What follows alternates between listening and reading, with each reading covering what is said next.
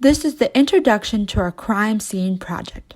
The victim's name is Travis Montgomery. His body was found in his office closet by his wife Maribel Montgomery, and Maribel called the police at 3 o'clock p.m. Maribel was seen going into her husband's office by Rita, the receptionist, around 12:30 p.m. Rita could hear bits and pieces of an argument occurring, but she couldn't hear what was going on. Rita went out to take her lunch break and never saw Maribel again. It was determined at the scene that the manner of death was homicide. Cause of death is blunt force trauma to the head, and mechanism of death, irreversible brain damage. Rigor mortis shows that the body died at 2 o'clock p.m. The body was found stuffed into Travis's office closet with blood pooling out from under the door. The office was covered in blood splatters and the room was messed up. There was a sign of struggle. This is our crime scene model. As you can see, Travis's body is on the floor. There are blood splatters all over the walls. And there was a sign of struggle because a chair is knocked down and his phone is on the floor. Witness statement. Maribel Montgomery. What happened? I was going to talk to my husband at his office at 12:30. I said hi to Rita as I was walking in the building and went straight to Travis's office. We talked for a bit because I had to ask him something, but then I left not long after. I came back around 3 p.m. because I had forgotten my scarf. Nope, there was no scarf found on Maribel or at the crime scene. I saw a pool of blood coming out from underneath Travis's closet door and opened it to find my husband. He's dead. What did you do next? I screamed and started calling 911, and Samuel started rushing over. He was trying to calm me down like it wasn't a big deal that my husband died. Not long after, the police showed up at the scene. Who do you think did this?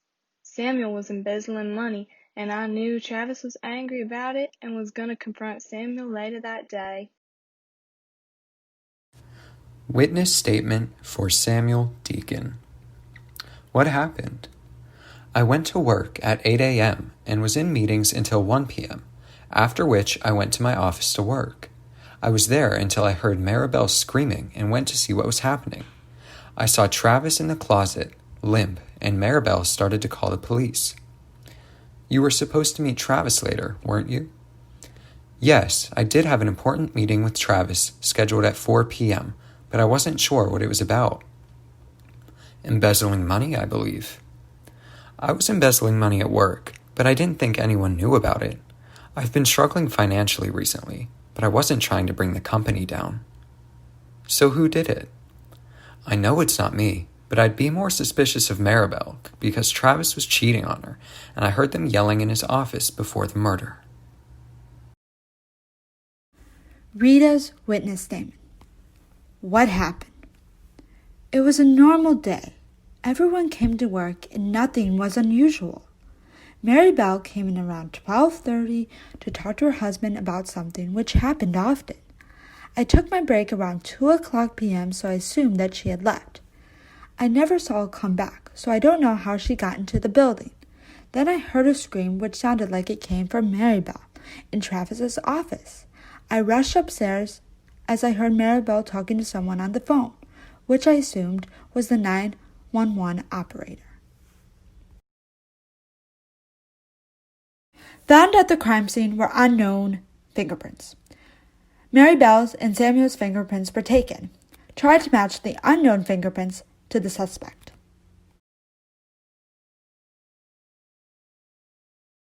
Shown are screenshots of Travis's text messages to Georgia Presley and his wife Maribel. These messages prove Maribel knew about the affair with Georgia and was going to confront Travis about it. It places her on her way to the office around 12:15 p.m. Shown here are two financial reports found on the desk of Travis Montgomery when the police arrived. Both authorized by Samuel Deacon, the falsified report shows the company gaining $11,000. The true financial report shows a loss of $25,000, all paid to Samuel Deacon. Shown here are shards of glass that are presumed to be pieces of the murder weapon, a vase used to bludgeon Travis Montgomery. Fingerprint analysis shows Samuel Deacon's fingerprints on the glass. Blood analysis shows Travis Montgomery's blood on the shards.